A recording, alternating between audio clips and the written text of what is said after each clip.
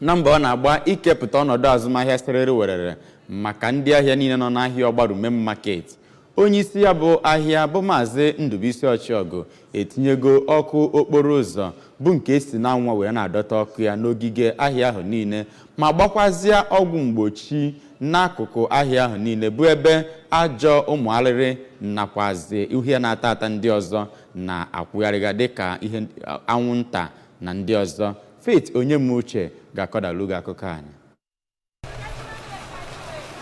Akụkụ ha wubere nya bụ ọkụ bụ Opiweka, Owerri Road na Obodo Ukwu. Akụkụ ndị a bụ ebe ndị ori na-anọ na mgbede wee na-anapụ ndị ahịa na ndị bịara ịzụ ahịa ego, akpa na ihe ndị ọzọ, nke mere na nya bụ ọkụ ha wubere ga-enye aka chụsịa ndị ori a ma nyekwa aka ka ndị mmadụ na-aga n'enweghị ụjọ. N'aka nke ọzọ, nya bụ ọgwụ anwụ agbara ga-enyekwa ndị ahịa aka ịzụ ahịa nke ọma ma chekwaa arụike ha. Mgbe ọ na-agwa ndị ABS okwu, onye isi ahịa bụ Mazi Ndubisi Ochiogu kwuru na ọ na-eso nzọụkwụ aka na-achị steeti a bụ Prọfesọ Chukwuma Soludo, onye o kwuru na ọ na-echere ndị ahịa echiche ọma. O kwuru na ya bụ ịgba ọgwụ anwụ ga-abụ ihe a ga-emelu na-aga n'iru ma kwukwa na ahịa ewepụtago ndị nche ga-echekwa anya bụ ọkụ ma nyerekwa aka hụ na ndị mmadụ na-aga n'enweghị ụjọ.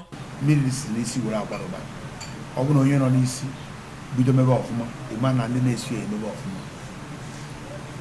Gọvanọ nọ kịta Prọfesọ Chukwuma Soludo, onye ọbụla nọ with him like ọ dị ka anyị nwe achọghị ihere ga-achọkwa ifurokwa full step ya.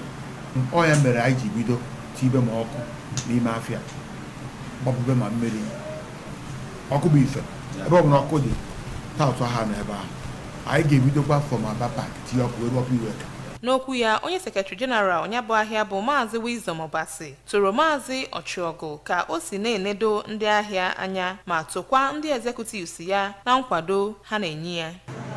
From 6:30 at most 7 p.m. every day, the solar lights etiri n'ime ahịa ga-ebido nwube. Onwe ndị na-azụsi ahịa ọ na-akụ 6 o'clock. When ndị na-anọkwa n'ime ahịa eme offload, so you need is the torch everywhere na very very bright. Ọtụtụ ndị ahịa gụnyere Oriakụ Ngozi Eze na Maazị Chinedu Onigwe were ohere a wee tokwa onye isi ahịa na ihe ọma ọ na-emere ha. Onye nwe anyị ga-agọziri gị n'eke,